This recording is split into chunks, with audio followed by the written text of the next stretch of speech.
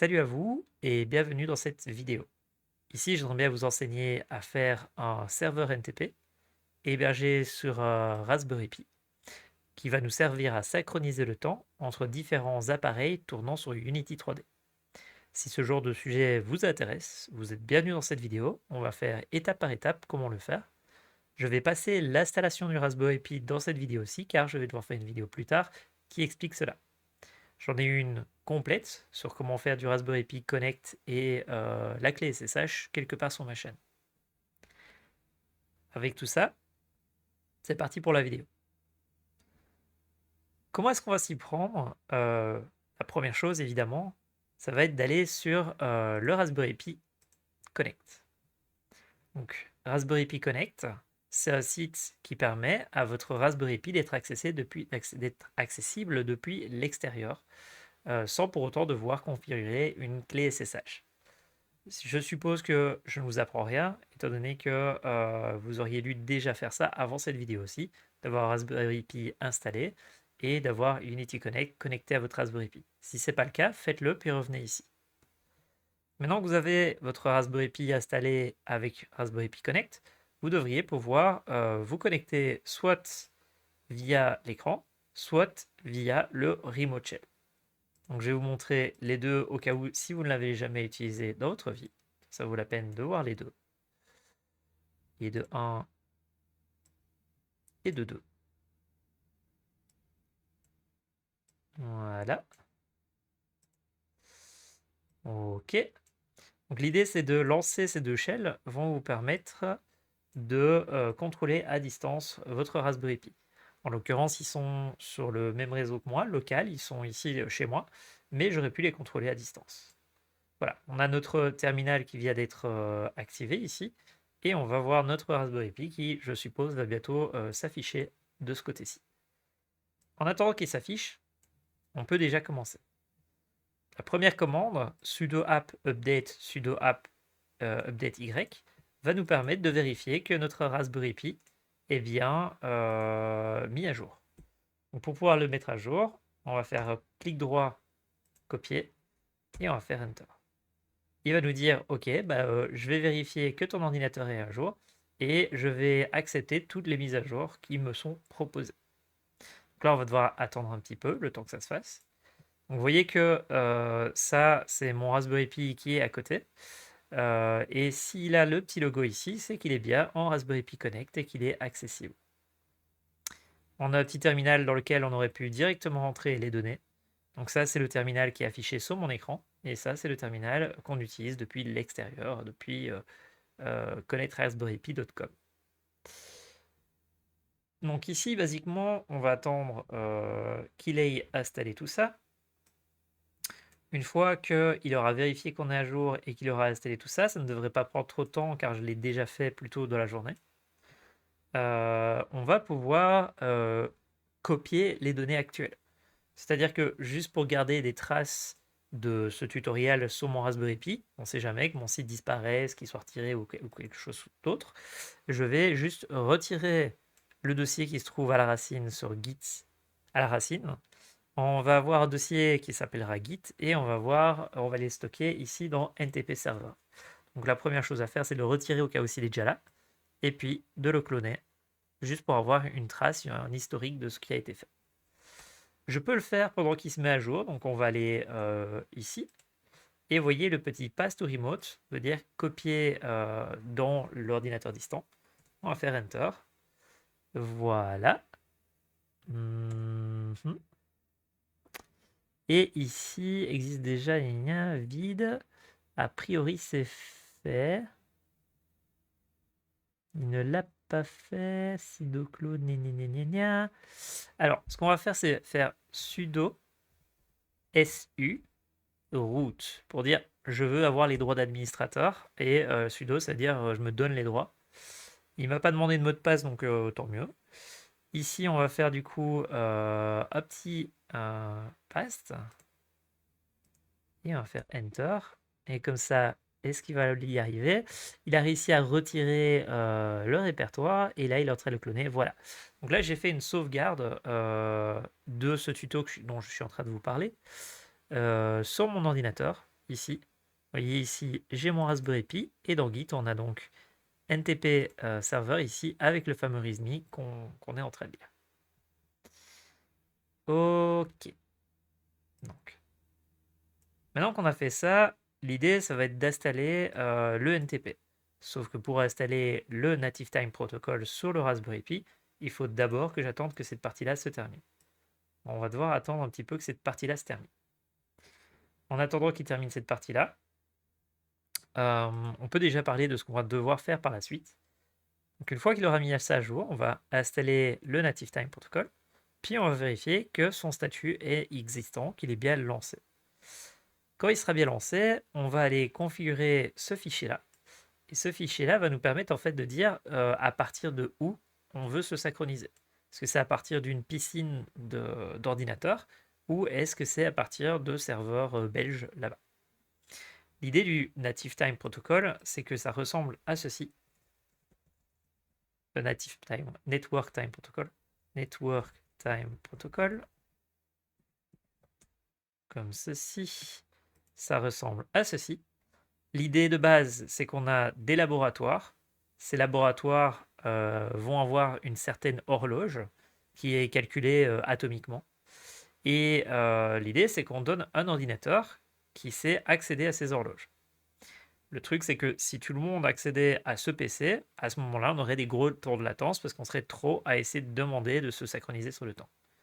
Donc l'idée, c'est de donner plusieurs PC qui ont un accès aux horloges. Et ces PC-là, c'est le Layer 1, c'est-à-dire les gars qui sont prioritaires par rapport aux autres. Ensuite, ce qui se passe, c'est qu'on prend le temps et on le partage à d'autres petits PC qui, eux, sont le Layer 2, c'est-à-dire ils ne sont pas totalement sur l'horloge, ils sont un tout petit peu décalés, mais finalement de pas grand-chose. Puis de Layer 3, puis de Layer 4, puis de Layer 5, jusqu'à Layer 8. Je ne sais pas s'il y a plus de 8 layers, mais basiquement, l'idée, c'est que plus vous êtes loin dans les ordinateurs d'accès, moins la date et le temps est précis entre vous et l'horloge qui se trouve au bout. C'est simplement ça. Donc ça, c'est le Network Time Protocol, NTP. On peut voir qu'ici, il a eu fini de mettre à jour l'ordinateur, donc on va pouvoir retourner au tutoriel. Ici, nous disions donc, on va copier ce petit bout-là, qui va nous permettre d'installer le NTP et de vérifier son état. Donc ici, on va copier ça ici. Attention qu'il ne faut pas faire CTRL-V parce que sinon ça ne marche pas.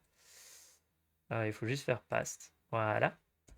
Donc là, basiquement, il va installer l'outil. Normalement, vous, ça prendra plus de temps étant donné qu'il n'est pas déjà installé. Mais moi, il est déjà installé sur la machine. Donc on peut voir qu'ici, il a tout installé. Et une fois qu'il a tout installé, il a exécuté la deuxième commande qui demande quel est l'état actuel du NTP service. Et on peut voir que le NTP service est en train de tourner et qu'il est accessible. Magnifique. On a donc maintenant notre NTP qui est installé. On va faire sudo nano. Nano, ça veut dire éditer un fichier texte de le fichier qui se trouve à la racine, etc. et puis là-bas. On va coller ça. Voilà. Et alors ici, normalement, de votre côté, ça devrait être vide. Donc je vais virer tout ça. Voilà. Donc ici, ce qu'on va faire, c'est qu'on va choisir une pool de synchronisation. On peut choisir celle-là si vous voulez être sur les synchronisations de Debian, de Debian Pool. Soit vous pouvez copier celle-là si vous êtes en Belgique. C'est basiquement des NTP qui sont belges. Moi, je vais prendre celui qui est belge, donc je vais copier celui-là. Je vais le coller ici. Voilà. Maintenant, ce qu'il nous faut en plus, c'est quelque chose qui nous dit est-ce qu'il n'y a que ces PC qui peuvent accéder ou est-ce que tout le monde a le droit d'y accéder? Moi, en l'occurrence, pour ne pas me complexifier la vie, je vais juste dire que toute personne qui sait y accéder au niveau du réseau, ils y ont accès. Donc si un japonais a par hasard accès à mon réseau, il pourra accéder à ce serveur. On va copier ça ici. Et voilà, c'est ce que j'ai à décrire ici. Maintenant, pour sauvegarder, ici il est en français, donc, mais basiquement, vous faites CTRL X. Là, il va vous dire est-ce que vous voulez sauvegarder? On va faire O pour dire oui. Maintenant, on refait CTRL X et on fait Enter. L'idée, c'est que, est-ce qu'on est sûr de l'avoir modifié? On n'est pas trop sûr, donc ce qu'on va faire, c'est qu'on va refaire la commande. Effectivement, on l'a bien modifié, on l'a bien sauvegardé, c'est parfait. Maintenant qu'on a fait cette commande-là, ce qu'il nous faut faire, c'est de dire qu'on se retrouve à Bruxelles. Donc ici, moi, ce que je vais faire, c'est que je vais copier cette commande-là, où première étape, on va dire qu'on est à Bruxelles. Deuxième étape, on va juste vérifier à quelle paire on est lié, à quel protocole peer-to-peer on est lié. Je ne suis pas sûr de ce que ça fait, dans le sens j'ai cru comprendre, mais je préfère pas trop m'avancer dessus. Donc ici, on va coller la méthode. Voilà, donc le time zone, on vient de le mettre à Bruxelles. Et ici, on va ntp-p, on va dire vérifie les gars que j'ai rentrés, si on arrive à y avoir accès. Et il vérifie aussi d'autres. Alors, le truc, c'est que normalement, c'est censé être ceux qu'on met dans le fichier là-bas. Sauf qu'apparemment, non. Donc, du coup, j'ai pas vraiment compris à quoi sert le ntp-q-p. Je sais que ça a une utilité, mais je suis pas assez bon pour pouvoir répondre de comment et quoi et qu'est-ce. Et donc voilà, basiquement, on peut voir que ici, il a l'air de fonctionner. Maintenant qu'on a fait ceci, il va falloir vérifier, encore une fois, juste pour être sûr que le système fonctionne. Enable, c'est pour demander d'activer le NTP, sauf qu'il est déjà actif. Mais juste par prudence, on va le faire, et vous allez voir qu'il va mettre un message d'erreur. Refuse de le faire parce qu'il existe déjà. Parfait. On peut, si on veut, le redémarrer. Ici. Comme ça va redémarrer le service NTP, donc le Network Time Protocol. Et l'idée ici, c'est que j'ai fait l'erreur dans la précédente vidéo que j'ai essayé d'enregistrer, d'oublier de ouvrir le port. Donc Network Time Protocol, par défaut, il est sur le port 1, 2, 3. Et il n'utilise pas du TCP, c'est-à-dire un message où ça bloquant, c'est-à-dire TCP, ça veut dire on connecte et puis on attend la réponse, et une fois qu'on a la réponse, on ferme la connexion. UDP, c'est-à-dire on envoie et on s'en fout, et ça ne bloque pas. Mais donc du coup, ça demande une sorte de communication un peu différente. Donc ici, ce que je vais faire, c'est que je vais copier ceci et je vais le coller. Ce qui veut dire qu'en fait, on vient ici en faisant ça, d'ouvrir un port, donc ouvrir un petit trou dans notre ordinateur qui dit les applications peuvent se connecter sur ce port-là et m'envoyer des petits messages UDP pour demander quelle heure il est. Magnifique, ce port il est ouvert, c'est trop cool. Donc a priori, je vais redémarrer une fois le serveur pour être sûr. Voilà. A priori, on est bon. Là, vous venez de configurer votre Raspberry Pi pour être un serveur NTP. Comment peut-on le vérifier? Il y a deux techniques. La première, c'est d'utiliser un site en ligne. Ici, vous voyez, il y a un site qui s'appelle Network Tool ici. Magnifique. Et cet outil va nous permettre de dire, de voir si le serveur est en ligne et s'il fonctionne.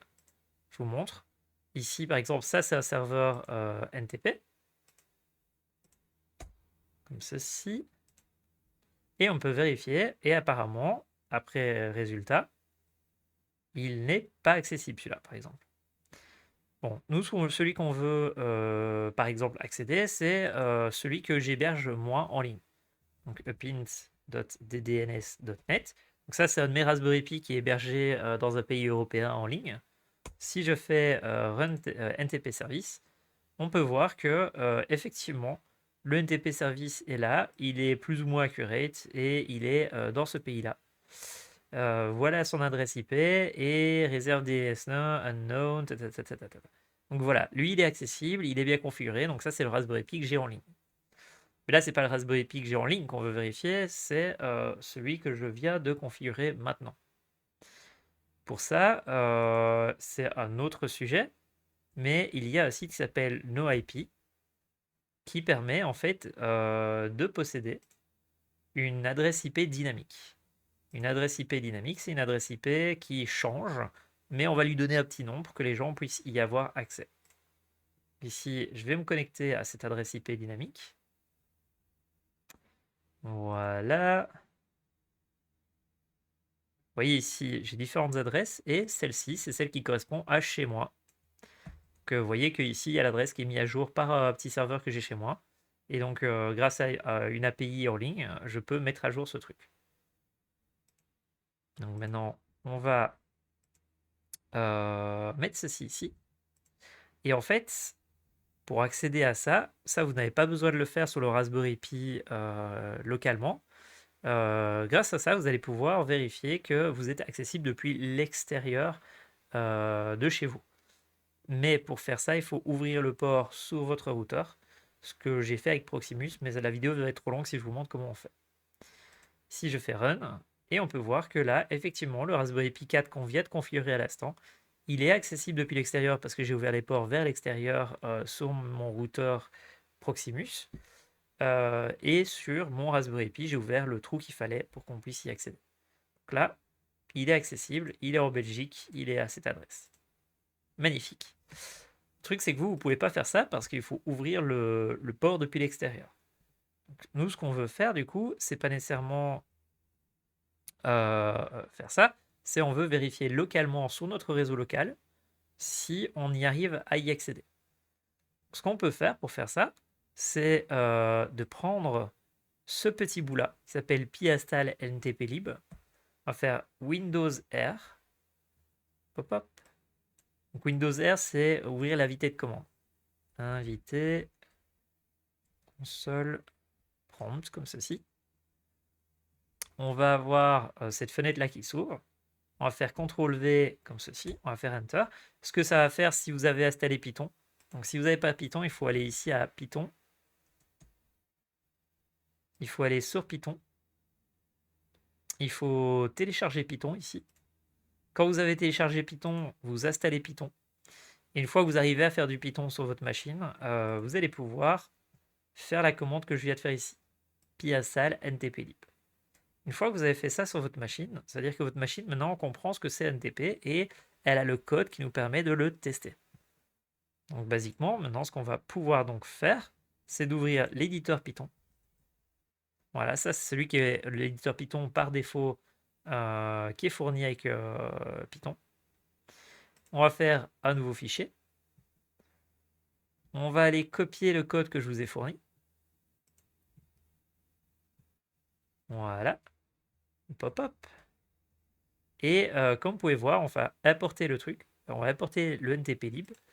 On va dire quel est le nom du serveur. Alors vous voyez ici, si vous n'avez rien changé, il est à ceci.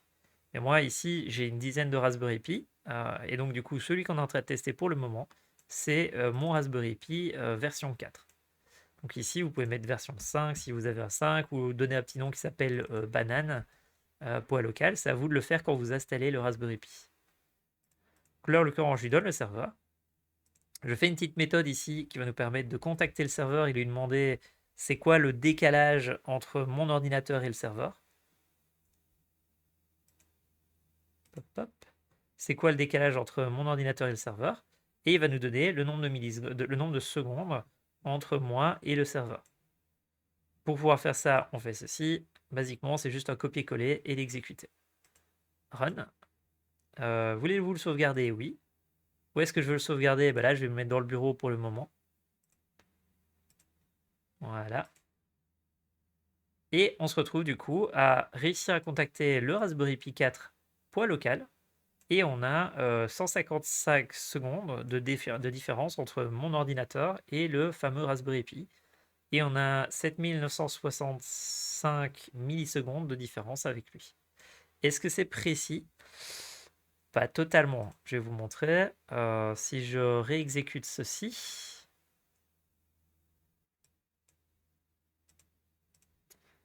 hop là, on a ici du temps perdu. Si je le réexécute, on a encore du temps perdu. Vous voyez qu'il n'est pas précis. Il est précis à 10, 20, 50 millisecondes près. Des fois, il va avoir des problèmes de connexion ou le Raspberry Pi sera un peu plus lent, des trucs comme ça. Et donc, du coup, ça va être à 100, 200 millisecondes près. Si vraiment vous voulez vous synchroniser dessus, il y a plusieurs techniques, mais une des techniques, c'est soit de ne pas le faire avec un Raspberry Pi, mais avec un ordinateur un peu plus rapide, soit de faire une moyenne de ça. Vous le faites tourner une centaine de fois, vous faites la moyenne et vous dites ok, c'est plus ou moins ça. C'est pas nécessairement idéal, il y a d'autres techniques un peu meilleures, mais pour le moment, voilà. Donc là, on peut vérifier que la connexion a été établie et qu'on est à 155 secondes, 9 de différence entre moi et le serveur. Parfait. Maintenant, ce qui se passe, c'est que ça, c'est en Python. Nous, ce qu'on veut faire, c'est en Unity. Il s'avère que j'ai fait un outil, un package, qui est disponible là-bas, que vous pouvez mettre dans votre projet Unity. Donc, on va ouvrir un projet Unity court. Donc ça, c'est un projet Unity sur lequel je suis pour le moment. Je vais faire une nouvelle scène. Voilà. Pop, pop, pop. Dans cette nouvelle scène, je vais rajouter dans le package manager le petit outil. Voilà, installer un package depuis Git. Je vais lui donner le lien Git qui se trouve là-bas. Et il va m'installer cet outil dans le projet. Voilà. On peut voir que c'est la version de janvier, que c'est Eloi qui l'a faite. Voilà, gna gna gna. La documentation, la licence.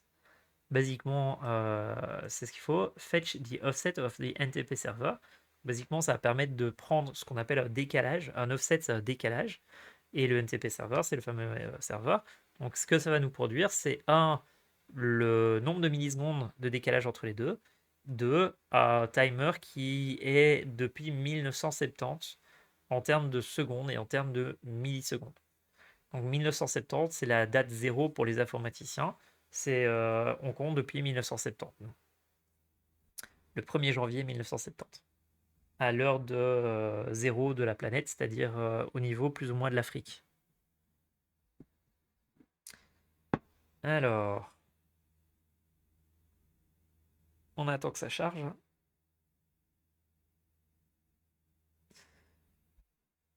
Voilà. Il me demande s'il veut que je recharge la scène. On va dire oui. Ok. Voilà. Donc là, basiquement, si vous regardez ici en dessous, vous devriez avoir quelque chose qui s'appelle offset quelque chose. Il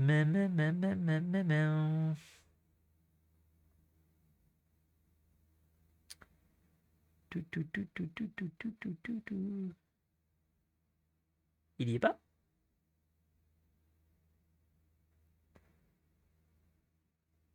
Bon, ben on va le rechercher ici. Statique. Dans les paquets. Voilà. Et il s'appelle Unity Fetch Offset NTP. Vous voyez que ici, on a Unity Fetch Offset NTP. Dedans, il y a une scène de démo si jamais vous avez besoin, mais il faut la copier-coller parce que j'ai pas fait un bouton pour la copier-coller. Je suis désolé. Ici, on a les fameux codes qui permettent de gérer tout ça. Et on a un préfab ici ou deux qui sont disponibles. Celui qui vous intéresse, vous, c'est Static Fetch Offset. Donc voilà. Static Fetch Offset, il va vous permettre ici d'aller chercher l'offset entre vous et le serveur et de ne le charger qu'une seule fois. C'est-à-dire vous pouvez l'appeler tant que vous voulez, mais ça ne le chargera qu'une seule fois, à moins que vous demandiez de forcer la mise à jour. Donc la toute première fois, il va le charger, et puis alors après, il n'y aura plus besoin de le charger jusqu'à ce que vous forciez. Et alors dans mes souvenirs, je l'ai sauvegardé en version fichier. Donc ça pour dire. Ici, on va dire où est-ce qu'on veut se connecter. Donc ici, par défaut, j'ai mis Raspberry Pi local au cas où si vous n'avez pas renommé votre Raspberry Pi. Et s'il ne le trouve pas, il va essayer de se connecter à bepool ntp.org. Donc ici, nous, ce qu'on veut faire, c'est seulement un serveur, hein, celui qu'on a localement. Moi, c'est pas Raspberry Pi, mais c'est Raspberry Pi 4 pour celui que je suis en train de configurer. Et du coup, maintenant, si je fais play, on va attendre que ça charge. Si ça prend beaucoup de temps à charger, c'est peut-être parce que vous avez oublié d'ouvrir les ports. C'est ce que j'avais fait comme erreur dans la première vidéo. Du coup, maintenant, j'ai mis un timeout. Et voilà, on peut voir qu'il a réussi à se connecter. Ici, un Awake. Il a 55,772 millisecondes de décalage. Donc ici, ça passe quand même. Hein, on n'est pas très loin de l'autre. Et ici, on est pour le moment à ce nombre de millisecondes depuis 1970, décalé avec l'offset. Ça, c'est le temps, dans mes souvenirs, qui est décalé avec cet offset-ci. Donc, le temps réel qui est sur mon Raspberry Pi. Et donc, du coup, on va pouvoir l'utiliser. Ici, on a des Unity Events. OnNTP Offset Change, il va vous donner ceci à chaque fois que ça change. On millisecond change, c'est à chaque fois que celui-là il change, donc tout le temps. On second change, c'est quand celui-là il change. Donc à chaque fois qu'il y a une seconde qui change. On server change, c'est une fois que lui, il a été validé, et ben, il va pousser le nom ici pour qu'on puisse aller l'afficher en jeu, dire c'est bien sur ce serveur qu'on s'est connecté. Et alors, on server IP. Donc derrière ceci, il y a une adresse IP. Je vous montre, si je fais Windows R, CMD, et puis que ici je dis ping ceci, on peut voir que l'adresse IP c'est celle-ci derrière. Alors normalement il a une adresse IPv4, ça c'est une adresse IPv6, et l'adresse IPv4 en fait c'est celle-ci normalement, 192.168.1.106 si ça n'a pas changé depuis tantôt. Et vous voyez que ça c'est n'a pas été trouvé. Ah, j'ai mis une faute. Voilà, ça c'est l'adresse IP locale de mon Raspberry Pi jusqu'à ce qu'il change, mais basiquement c'est celui-là. Donc c'est ce qui est caché derrière le fameux nom qui se trouve là-bas. Donc voilà, tout ça pour dire, cet outil est assez pratique. Il fait basiquement qu'une seule chose, hein. Il va chercher le temps de décalage entre les deux et fournit l'heure exacte et la seconde exacte par rapport au serveur que vous lui donnez. Et donc, voilà. Il nous reste un truc à faire. C'est bien, on a un Raspberry Pi, c'est bien, on a un serveur, sauf que qu'est-ce qui se passe s'il ne se lance pas au démarrage? Eh bien, en fait, vous n'aurez pas un serveur NTP qui fonctionne. Donc, normalement, il est censé se lancer au démarrage, mais pour être sûr, ce serait bien de le forcer. Donc, du coup, pour faire ça, ce que nous allons faire, c'est qu'on va aller dans ce qu'on appelle le cron tab. Donc, on va faire sudo cron-e. On va copier ça. Voilà. On l'arrête. On retourne sur nos fenêtres ici. Voilà. Donc, en faisant cette commande de sudo cron-tab-e, comme ceci, il va nous ouvrir une fenêtre. Alors ici, il nous demande c'est lequel éditeur de texte qu'on veut utiliser. On va utiliser le premier. Et voilà. Donc ici, il nous dit, ok, si tu veux qu'une action se passe tous les jours, au démarrage, après 10 minutes, après 1 heure, après 2 jours, tu peux l'ajouter ici. Nous, ce qu'on veut faire, c'est on aura de temps en temps un accident où on va charger le temps au moment où il est justement en train de redémarrer. Et redémarrer, ça prend genre 2-3 millisecondes, ça va, ça passe. Mais nous, ce qu'on veut faire, c'est que toutes les 10 minutes, on veut redémarrer le serveur. Comme ça, on sait qu'au démarrage, il va redémarrer. Et que toutes les 10 minutes, il va redémarrer. À vous de voir si vous mettez 10 minutes, une demi-heure, des trucs comme ça. C'est juste que s'il y a un bug, que le NTP serveur crash, bah 10 minutes, c'est plus ou moins le temps pour que quelqu'un qui est en train de gérer l'application panique, n'arrive pas à comprendre ce qui se passe et que ça se résout tout seul. C'est pour ça que je mets 10 minutes. Donc ici, on va se mettre ici et on va copier ici. Donc on dit toutes les 10 minutes, tu vas faire appel à sudo. Sudo, ça veut dire je suis un administrateur, laisse-moi faire ce que je veux. Et on va demander d'aller relancer le serveur NTP. On va faire CTRL-X, CTRL-O pour sauvegarder. Et pour vérifier qu'il est bien dedans, on va faire sudo cron tab-l et on va bien voir que effectivement il a bien été ajouté au fichier. Si vous voulez démarrer cron tab, vous pouvez faire ceci, mais c'est vraiment pas obligatoire dans ce cas-ci. Et donc voilà. Donc pour vérifier que ça marche, je vous invite à reboot le device. Donc en faisant reboot, il redémarre, donc on perd la connexion. Donc là, vous ne le voyez pas, mais il est en train de redémarrer chez moi. Donc on va lui laisser le temps de redémarrer. Et une fois qu'il aura redémarré, on va pouvoir vérifier qu'on arrive toujours bien à y accéder, sans qu'on y ait touché. Vous voyez qu'ici, basiquement, si je vais ici et que je fais play, on aura un timeout, parce qu'il n'est pas encore connecté normalement. Ici, vous voyez, je vais faire play. Il va charger. S'il charge moins vite que l'autre. Voilà, il ne va pas réussir à y accéder. Et alors du coup, vu qu'il n'y est pas arrivé à y accéder, voilà, j'ai pas réussi à accéder là-bas, et ben il est allé chercher le dernier offset qu'on avait enregistré la dernière fois qu'on l'avait fait tourner, et il utilise cet offset qu'on a utilisé la dernière fois. Donc ça, c'était un petit cran de sûreté que j'ai mis dans cette version-là. C'est pour ça que je l'ai appelé Only Once. Bon, ce qui se passe, c'est que nous, on veut se mettre à jour. Donc, on va forcer la mise à jour. On va faire clic droit, force NTP offset. C'est une méthode publique qui est accessible. Et alors, vu que mon Raspberry Pi il est allumé, on peut voir que là, il s'est bloqué. Et après un certain nombre de secondes, il a réussi finalement à y accéder. Vous voyez ici, il a réussi à accéder au truc et avoir un offset ici. On voit que c'est toujours 55 secondes et qu'il y a 704 millisecondes de décalage. On va essayer de reforcer pour voir ce qu'il dit. Voilà, on force. Il est toujours à 700, mais il y a 50 millisecondes de différence entre les deux là pour le moment. Je le refais une fois. Voilà, ok, apparemment c'est 63. On le refait une fois juste pour voir. Mais voilà, ça a l'air de tourner dans les alentours de ce nombre de millisecondes là. Si quand on a de la chance, il tombe sur 63, donc je parierais plus que sur ça. Et donc voilà, basiquement là on vient de se synchroniser avec le Raspberry Pi. Et il va le garder en mémoire. Donc si j'étais le Raspberry Pi, je serais toujours synchronisé sur ce temps-là, par rapport aux autres casques, aux autres téléphones. C'est la fin de cette vidéo. J'espère que vous avez appris des trucs et que vous arriverez à faire des jeux qui sont synchronisés sur le temps. Il y a des très bons concepts à faire à partir où vous faites ça. Moi, en l'occurrence, ça va m'être très utile hors de ce projet-ci pour faire deux concepts assez intéressants. Le premier, c'est de faire un jeu temporel où en fait le premier joueur vous ne peut pas deviner l'avenir, mais le deuxième joueur le voit 10 secondes à l'avance, le troisième 20 secondes et le quatrième 40 secondes à l'avance. Je trouve ça ultra marrant à faire.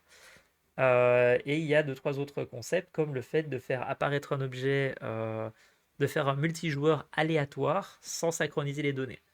Donc, par exemple, vous faites apparaître des ennemis, et sur tous les casques, ils apparaissent au même endroit, mais vous n'envoyez aucun message sur le réseau pour ça. Je trouve ça trop marrant. C'est ce qu'on va un petit peu tester avec le projet Chauve-souris. Et donc voilà, je vous souhaite une très bonne soirée. Si ce sujet vous intéresse, n'hésitez pas à suivre ma chaîne, car on va faire un jeu de réalité virtuelle utilisant tous ces principes. Et donc voilà, que le code soit avec vous. À la prochaine.